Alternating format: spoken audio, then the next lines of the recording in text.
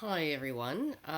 In about 3 weeks, the Honey Badgers will be infiltrating the Alberta Provincial Court in Calgary in the hope of holding Calgary Expo and the Mary Sue accountable for the absolutely insane way they treated Allison and the rest of us way back in the spring of 2015.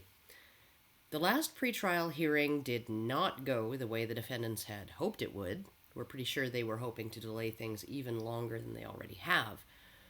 The judge, who was pressed for time, deferred all of the matters at issue to the trial date, essentially dumping it all in the trial judge's lap. Lucky guy. And finally, we will have our day in court. It's been a long, slow, excruciating process to get here. We've had to contend with one defendant who owns more similarly named companies than you can shake a stick at, and who had repeatedly refused to disclose to us which of these companies we should actually name in our lawsuit, and who then went on to assert that we have insulted the court by wasting time naming the wrong companies, and having to repeatedly amend our suit to do so. And we've also had to deal with another defendant who has allowed their false allegations against us to publicly stand all of this time for a year and a half, despite the fact that they now have access to evidence through our exhibits and Calgary Expos that the allegations were indeed false. And each and every delaying tactic on the part of these defendants has just meant more and more and more money out of our pockets, more time wasted, and lots of people assuming that we've just kind of let the whole thing fizzle. We've had people reaching out to us and saying, whatever happened with that lawsuit, or people actually saying, I think, publicly, I think they dropped the lawsuit. No, we haven't. It's just taken us a year and a half to get this into a courtroom. But the Honey Badgers are nothing if not tenacious. We have managed to keep our trial date, and that means this thing will end one way or another in just a few weeks. Of course, now that the trial date has been confirmed and can't be delayed any further, this means getting our witnesses into the courtroom from as far away as Ohio and the UK, and that's where we're going to need a little help. We need to spring for airfare, accommodations, meals, and lost wages for up to 11 people who will be coming from all over the place to give testimony at the trial. Additional legal fees are also going to be a problem since the overt obstructionism on the part of one of the defendants, Calex, sucked a lot of money out of our legal fund. So we're asking you once again to help us make this happen.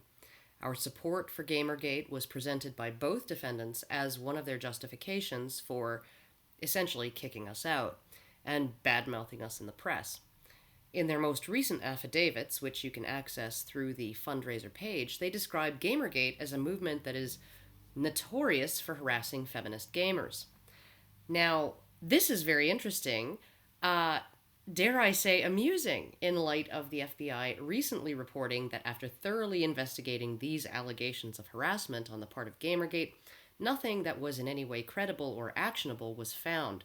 So essentially, they're saying Gamergate is notorious for harassing feminist gamers because everybody was saying, right? They're notorious for it because that's what everyone says they do.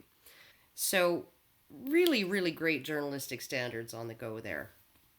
Now, we're similarly hoping that a judge listening to our recording of the panel discussion, where Allison is alleged to have harassed the panelists, we're hoping that that judge will arrive at a similar common sense conclusion, that disagreement is not, in fact, harassment. We want to put forward the best possible case we can, and we want to, for once, for a change, hold the media to account for publishing things that are not just biased, not just with spin, but downright untrue. And we also want to hold individuals in positions of power to account for the harms that they cause in the service of their chosen narratives. But we can't make any of this happen without you. So here are a few things that you can do to help us out. Number one, donate to our travel fund.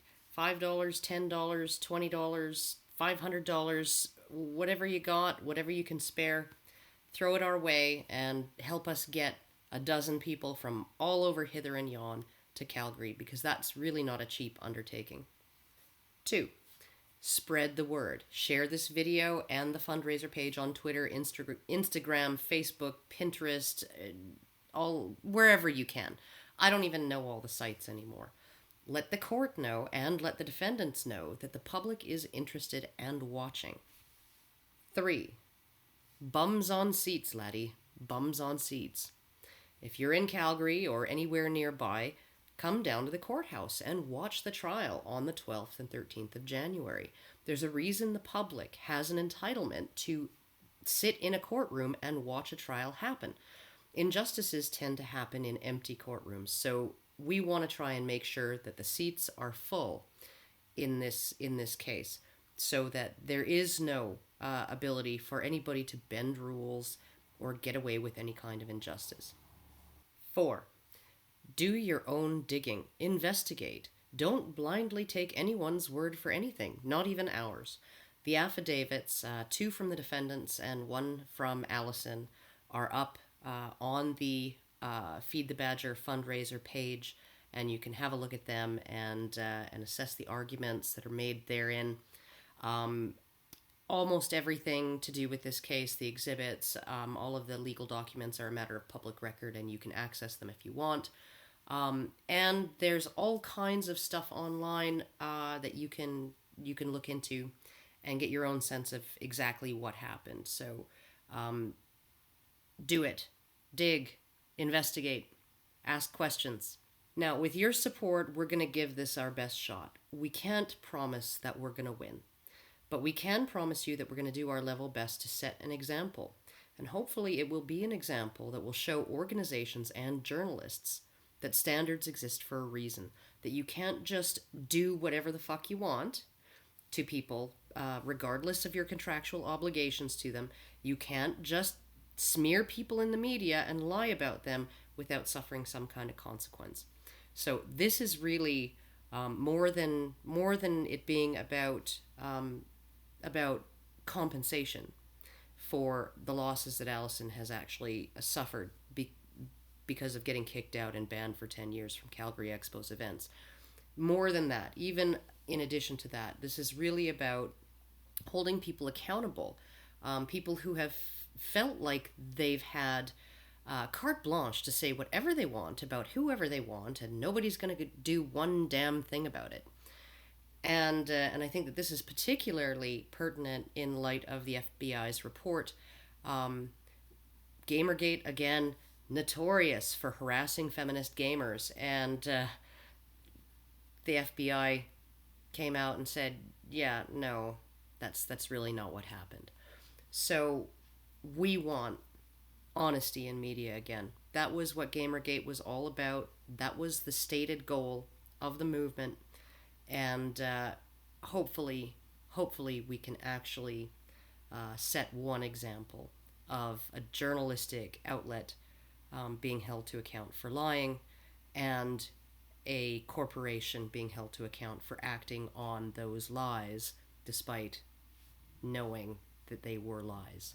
So please give, please do your part, do whatever you can to help us, and hopefully we'll see lots of you there in the courtroom on the 12th and the 13th. Until then, have a very wonderful Christmas, or Hanukkah, or Festivus. Actually, Festivus is today. So have fun with your airing of grievances, and I will see you all after the holidays. Bye.